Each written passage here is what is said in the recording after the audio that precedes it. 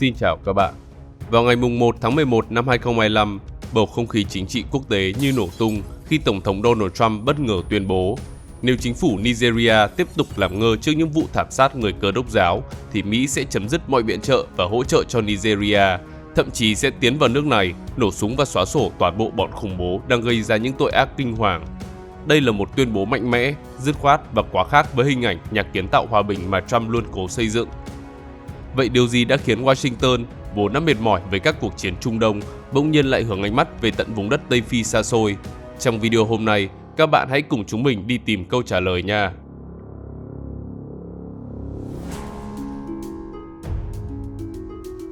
Cuộc xung đột tôn giáo ở Nigeria. Lịch sử Nigeria là câu chuyện về một quốc gia ra đời từ sự chắp vá của thực dân, nơi những cộng đồng khác biệt về văn hóa, tôn giáo và ngôn ngữ bị gộp lại làm một dưới một lá cờ chung, không phải vì họ muốn mà vì đế quốc Anh muốn. Theo đó, Bắc Nigeria là vùng đất của người Hồi giáo với các sắc dân như là Hausa và Fula, còn Nam Nigeria lại là nơi cư trú của người Cơ đốc giáo với những dân tộc như là Yoruba và Igbo. Nhưng vào năm 1914, chính quyền Anh lại quyết định hợp nhất hai vùng đất thuộc địa trở thành một thực thể duy nhất để dễ cai trị và khai thác. Họ không quan tâm đến sự khác biệt tôn giáo hay là sắc tộc, chỉ quan tâm đến tài nguyên và nguồn lao động rẻ. Chính quyết định đó đã đặt nền móng cho sự chia rẽ sâu sắc trong lòng đất nước. Trong khi người Anh ưu tiên phát triển miền Nam Cơ đốc giáo, nơi có cảng biển, cao su, cacao và dầu khí, thì miền Bắc Hồi giáo lại bị cô lập, nghèo nàn và bảo thủ. Khi Nigeria giành độc lập vào năm 1960, sự bất bình giữa hai miền đã nhanh chóng bùng nổ. Nội chiến xảy ra vào năm 1967 khi người Igbo tuyên bố thành lập Cộng hòa Biafra. Sau khi kết thúc 3 năm xung đột đẫm máu, có tới 2 triệu người thiệt mạng và 500.000 người rời khỏi đất nước. Tuy phong trào ly khai đã bị dập tắt, nhưng Nigeria vẫn chìm trong bất ổn. Trong hàng thập kỷ sau đó, quân đội nắm giữ chính quyền với các sĩ quan miền Bắc lãnh đạo quốc gia. Họ thường xuyên đấu đá và tiến hành nhiều lần đảo chính.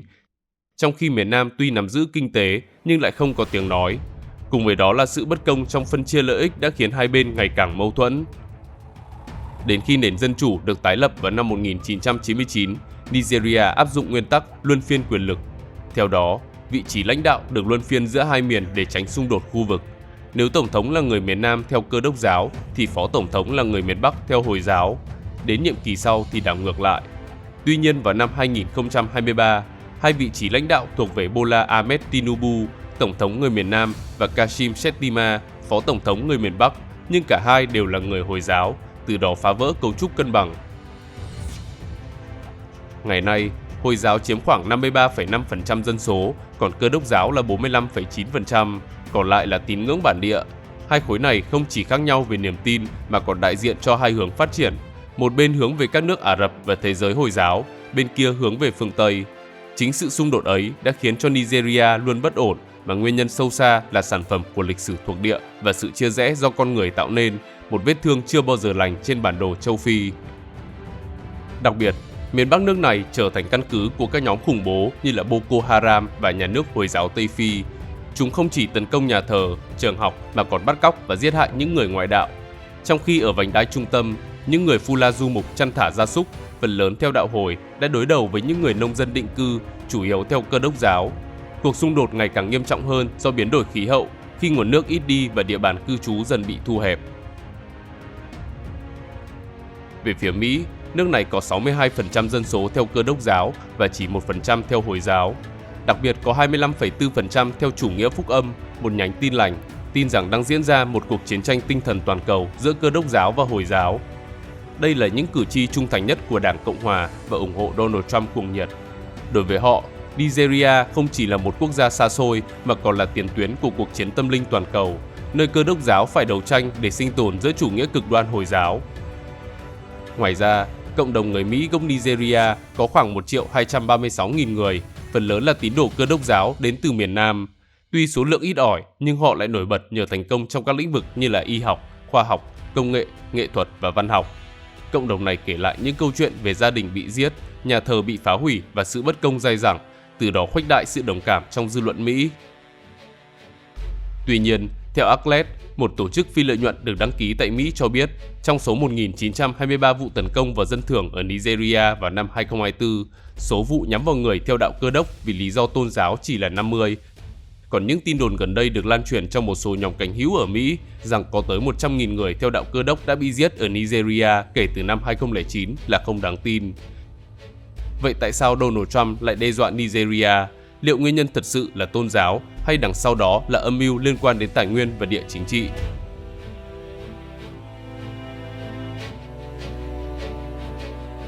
Câu chuyện kinh tế, dầu khí và khoáng sản. Vào năm 2024, Nigeria có dân số là 232.680.000 người, đông nhất châu Phi và đứng thứ 6 toàn cầu, trong khi GDP đạt 252,11 tỷ đô la, xếp thứ 3 lục địa đen và hạng 55 toàn cầu. Còn con số bình quân đầu người rất khiêm tốn, chỉ 1.085 đô la. Dù nền kinh tế nghèo nàn, nhưng Nigeria là một trong những quốc gia giàu tiềm năng tài nguyên thiên nhiên nhất hành tinh, khi sở hữu hàng loạt các mỏ khoáng sản quy mô khổng lồ vẫn còn chưa được khai thác hết. Cụ thể, nước này có trữ lượng dầu mỏ là 37 tỷ thùng, lớn thứ 2 ở châu Phi, chỉ sau Libya và thứ 11 trên thế giới, còn trữ lượng khí đốt lên tới 5.750 tỷ mét khối, đứng hạng nhất ở lục địa đen và hạng 10 toàn cầu. Theo đó, vùng châu thổ sông Niger là nơi tập trung nhiều mỏ dầu lớn, trong khi các trầm tích ở ngoài khơi và ven biển cung cấp nguồn dự trữ khổng lồ. Do phần lớn trữ lượng dầu khí nằm tại phía Nam, nên nếu Donald Trump giành được sự ủng hộ của cư dân ở đây, thì Mỹ có thể giành được ảnh hưởng lớn về kinh tế tại quốc gia Tây Phi. Ngoài ra, Nigeria còn có nhiều khoáng sản quan trọng như là lithium, tantalite, columbite, uranium, vàng, quặng sắt và đá quý. Từ lâu, quốc gia này đã là thành viên của OPEC và từng dẫn đầu sản xuất dầu ở châu Phi. Đáng chú ý, dầu của họ là dầu nhẹ và ngọt, tức là có độ nhớt thấp và ít lưu huỳnh nên dễ tinh chế và vận chuyển hơn. Tuy nhiên, sản lượng của Nigeria đã bị ảnh hưởng bởi nhiều yếu tố, chẳng hạn như là khai thác suy giảm, vi phạm môi trường và an ninh kém. Nhà nước kiểm soát toàn bộ ngành dầu khí thông qua Công ty Dầu khí Quốc gia Nigeria. Tuy nhiên, tình trạng tham nhũng diễn ra rất nghiêm trọng, khiến cho hàng tỷ đô la doanh thu dầu bị thất thoát hoặc là biển thủ mỗi năm. Kết quả là thiếu vốn tái đầu tư vào mỏ cũ, làm cho nhiều giếng dầu bị bỏ hoang hoặc là xuống cấp, dẫn đến sản lượng giảm sút nghiêm trọng. Hơn nữa, sau hàng chục năm khai thác không kiểm soát, vùng châu thổ sông Niger đã trở thành một trong những nơi ô nhiễm nặng nhất thế giới, khiến cho đất, sông và nguồn nước ngầm bị nhiễm độc, gây ung thư và mất mùa. Trong khi cư dân địa phương không được hưởng lợi từ tài nguyên nên nổi dậy chống đối chính quyền và doanh nghiệp dầu khí.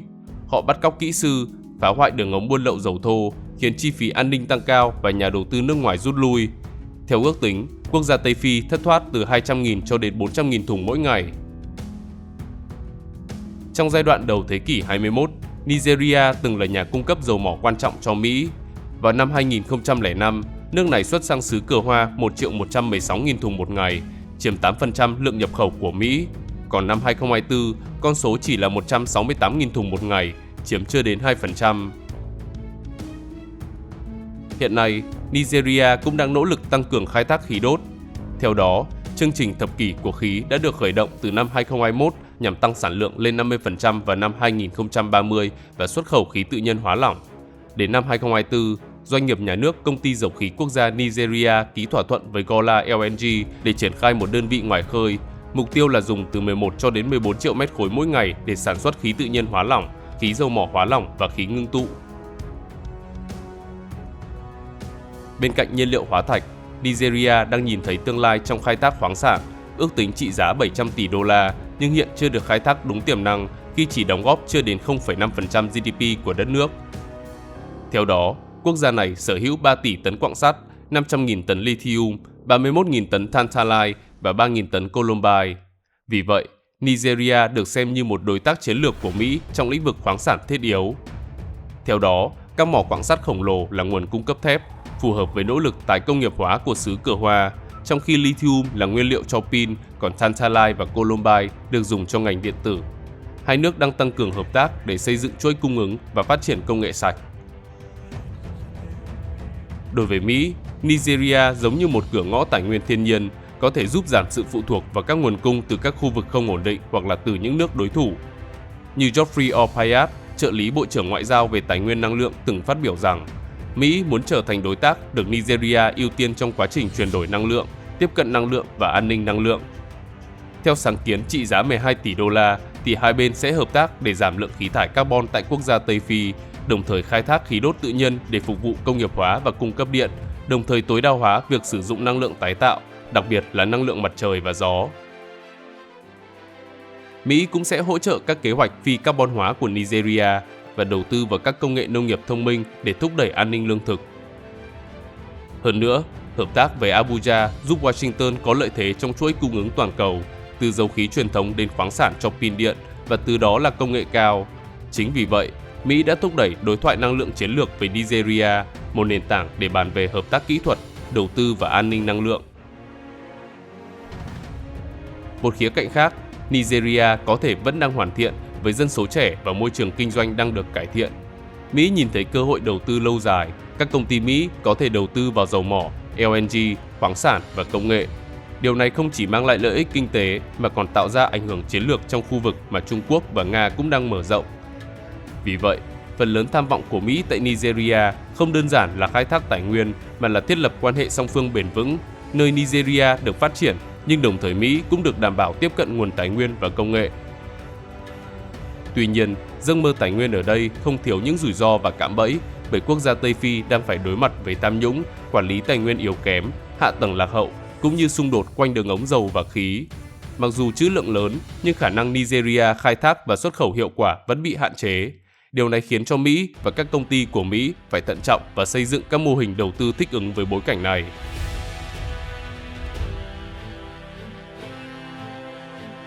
Lý do địa chính trị.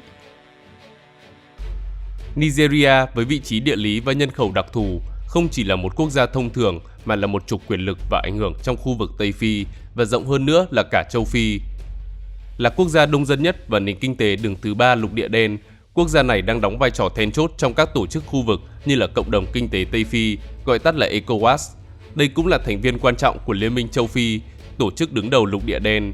Vì vậy, địa chính trị của nước này đã mở ra nhiều khía cạnh chiến lược mà Mỹ không thể bỏ qua. Trước hết, Nigeria nằm bên bờ vịnh Guinea, nơi có tuyến đường hàng hải quan trọng nối Đại Tây Dương với trung tâm châu Phi. Hơn nữa, trong bối cảnh kênh đảo Suez có khả năng tắc nghẽn, tàu thuyền từ Ấn Độ Dương phải đi qua đây, khiến nơi này càng trở nên chiến lược hơn. Khả năng Nigeria kiểm soát hoặc ít nhất là ảnh hưởng tới an ninh hàng hải khu vực giúp Washington có một đối tác địa phương quan trọng trong việc bảo vệ tự do hàng hải, chống cướp biển và khủng bố ven biển. Ngoài ra, quốc gia này cũng là ngọn hải đăng chính trị cho Tây Phi. Nếu Nigeria ổn định thì các nước láng giềng cũng có thể duy trì hòa bình, còn nếu đất nước này trở nên bất ổn, nguy cơ xảy ra khủng bố, di cư và hỗn loạn sẽ tăng cao, không chỉ ở Tây Phi mà thậm chí cả châu Phi. Do đó, Mỹ xem Nigeria như bệ đỡ cho sự ổn định và ảnh hưởng tại lục địa đen. Không chỉ vậy, nước này còn có sức mạnh tương đối lớn, đứng hàng đầu tại châu Phi hạ Sahara với 230.000 quân thường trực và 50.000 người thuộc lực lượng bán quân sự. Nigeria cũng thường xuyên cử binh sĩ tham gia vào các sứ mệnh gìn giữ hòa bình của Liên Hợp Quốc và có tiếng nói trong các cuộc khủng hoảng khu vực như tại Liberia, Sierra Leone hay là Gambia. Vì thế, Washington hợp tác với Abuja không chỉ qua viện trợ mà còn qua huấn luyện quân đội, chia sẻ tình báo và xây dựng khả năng an ninh địa phương để nước này trở thành phòng tuyến trước các mối đe dọa khủng bố như là Boko Haram, nhà nước Hồi giáo Tây Phi và các nhóm vũ trang khác. Việc Mỹ tăng cường trang bị và huấn luyện cho Nigeria phản ánh tầm quan trọng chiến lược của quốc gia này. Như vào năm 2022, thương vụ vũ khí 997 triệu đô la đã được ký kết, bao gồm 12 trực thăng tấn công AH-1Z, hàng nghìn bộ dẫn đường chính xác và hệ thống nhìn đêm. Hay trong năm 2025, Mỹ cũng chuyển giao số đạn dược, bom và tên lửa với trị giá 346 triệu đô la. Ngoài ra, Nigeria đang nổi lên như một cửa ngõ công nghệ số và kết nối lâu dài với cả châu Âu, Mỹ và Trung Quốc. Nước này là một thị trường hấp dẫn vì nhân khẩu trẻ, đô thị hóa nhanh cùng với môi trường startup phát triển. Những ví dụ điển hình bao gồm Kuda Bank trong lĩnh vực công nghệ tài chính, Autucheck trong lĩnh vực vận tải và FarmCrowdy trong lĩnh vực công nghệ nông nghiệp. Điều này khiến cho nhiều người không chỉ nhìn quốc gia Tây Phi như một sân chơi dầu khí mà còn là một thị trường mới nổi với tiềm năng phát triển rất lớn. Vì vậy, 60% vốn đầu tư mạo hiểm trong các startup Nigeria đến từ Mỹ và khoảng 80% các công ty khởi nghiệp được thành lập hoặc đăng ký tại xứ Cờ Hoa. trong khi các mối quan hệ giáo dục kỹ thuật giữa hai nước cũng đang được tăng cường. Nhưng quan trọng hơn hết, Abuja có một vai trò then chốt trong cấu trúc liên kết khu vực. Khi Mỹ tìm cách xoay chiến lược tới châu Phi mới để cạnh tranh với Trung Quốc và Nga, thì Nigeria là cánh cổng chính để Washington thực hiện vai trò lãnh đạo, xây dựng liên minh và tạo ra sức ảnh hưởng đa phương. Nếu nhận được sự ủng hộ của Nigeria trong các tổ chức khu vực hoặc là trong các cuộc khủng hoảng, Mỹ sẽ có lợi thế.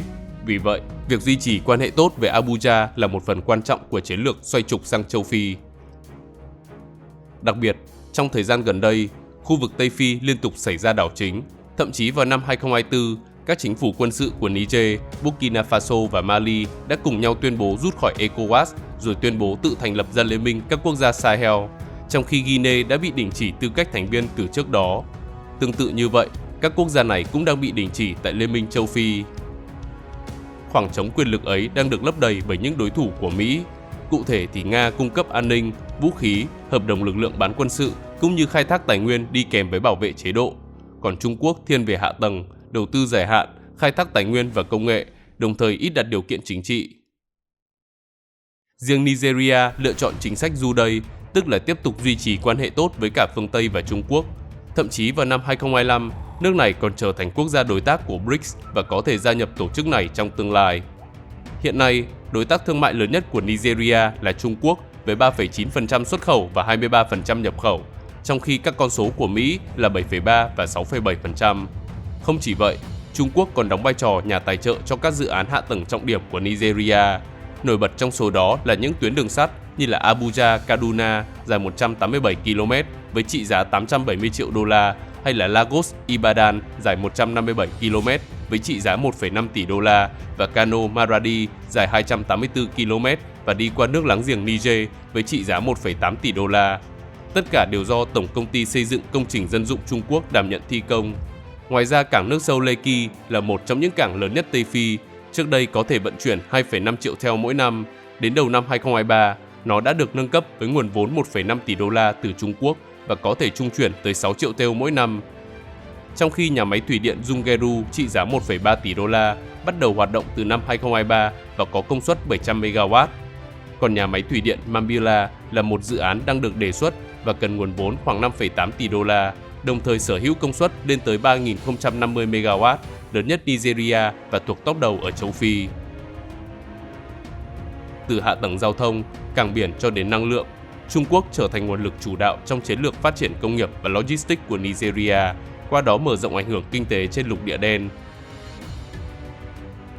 Hơn nữa, Bắc Kinh đã đưa các tập đoàn như là Huawei và ZTE vào thị trường này, cung cấp hạ tầng viễn thông, mạng 5G và đặc biệt là hệ thống giám sát thành phố thông minh giúp chính quyền Nigeria quản lý đô thị, giao thông và an ninh hiệu quả hơn.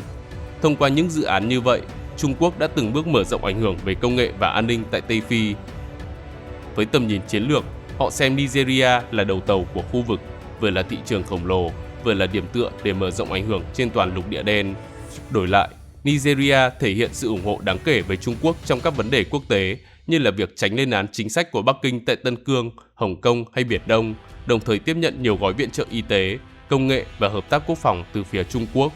Mối quan hệ này không chỉ là hợp tác kinh tế đơn thuần mà còn mang đậm tính chiến lược và chính trị, phản ánh sự dịch chuyển cán cân ảnh hưởng tại châu Phi trong thế kỷ 21. Về phía Nga, nước này có nền kinh tế nhỏ hơn nhiều khi so với Mỹ và Trung Quốc nên họ tập trung vào vấn đề an ninh. Sau năm 2014, do Mỹ và châu Âu siết chặt xuất khẩu vũ khí sang Nigeria vì lý do nhân quyền nên Moscow nhanh chóng lấp vào khoảng trống này. Nga đã cung cấp cho Nigeria máy bay chiến đấu Mi-35, trực thăng vận tải Mi-171SH cùng với các chương trình huấn luyện sĩ quan quân sự. Đến năm 2021, hai nước ký kết thỏa thuận hợp tác quân sự, mở đường cho việc chuyển giao các thiết bị quốc phòng hiện đại hơn và mở rộng hợp tác kỹ thuật. Trước những động thái ấy, Mỹ đã bắt đầu thay đổi quan điểm khi ký kết hợp đồng vũ khí mới với Nigeria vào năm 2022 và năm 2025, từ đó kéo nước này trở lại với quỹ đạo của phương Tây. Ngoài lĩnh vực quân sự, Nga còn tìm cách mở rộng ảnh hưởng năng lượng tại Nigeria. Tập đoàn Rosatom đã ký thỏa thuận xúc tiến xây dựng hai nhà máy điện hạt nhân tại Itu và Gereru. Mỗi cơ sở có trị giá 10 tỷ đô la và công suất ước tính đạt 2.400 MW. Đây là bước đi cho thấy Moscow muốn gắn bó lâu dài với cơ sở hạ tầng năng lượng của quốc gia châu Phi này. Song song với đó, các công ty dầu khí của Nga đang đàm phán với công ty dầu khí quốc gia Nigeria để tham gia vào các dự án khai thác dầu mỏ và khí đốt ngoài khơi, cạnh tranh trực tiếp với các tập đoàn phương Tây và Trung Quốc. Về mặt ngoại giao, Nigeria vẫn duy trì lập trường trung lập trong cuộc chiến Nga-Ukraine. Quốc gia này không tham gia các nghị quyết trừng phạt Moscow tại Liên Hợp Quốc và tiếp tục giữ quan hệ hợp tác song phương trên nhiều lĩnh vực. Chính sự trung lập và thực dụng ấy khiến cho Nga xem Nigeria như đối tác đáng tin cậy và có tầm ảnh hưởng lớn nhất tại Tây Phi, đóng vai trò quan trọng trong chiến lược mở rộng hiện diện của Moscow tại châu Phi. Từ góc nhìn của Mỹ, Nigeria là một miếng ghép quan trọng trong bản đồ cạnh tranh lớn hơn với các cường quốc khác. Trong khi Trung Quốc đẩy mạnh ảnh hưởng ở Tây Phi qua hạ tầng và đầu tư, còn Nga tham gia cung cấp an ninh, thì Washington cần Nigeria như một đối tác để cân bằng hoặc là kiềm chế sự lan rộng đó, trong khi nước này vẫn giữ vị thế trung lập hoặc là hợp tác đa phương.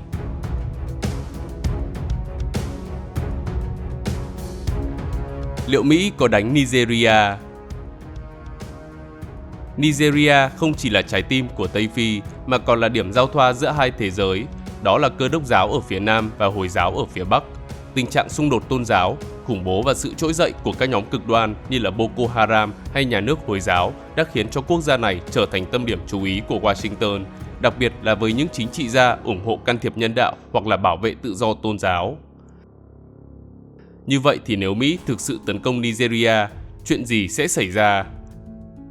Nếu đây chỉ đơn thuần là một đợt không kích nhắm vào các nhóm khủng bố, mọi thứ sẽ không đi quá xa. Nhưng nếu chính quyền Nigeria có thể thay đổi quan điểm trung lập như hiện tại, thay vào đó, họ có thể liên kết chặt chẽ hơn với Trung Quốc và Nga. Đồng thời, những nước Tây Phi khác cũng sẽ đề phòng Mỹ hơn, nhất là Liên minh các quốc gia Sahel, vốn đã thù địch với phương Tây. Còn nếu một cuộc chiến tranh thực sự xảy ra, thì câu chuyện sẽ phức tạp hơn nhiều.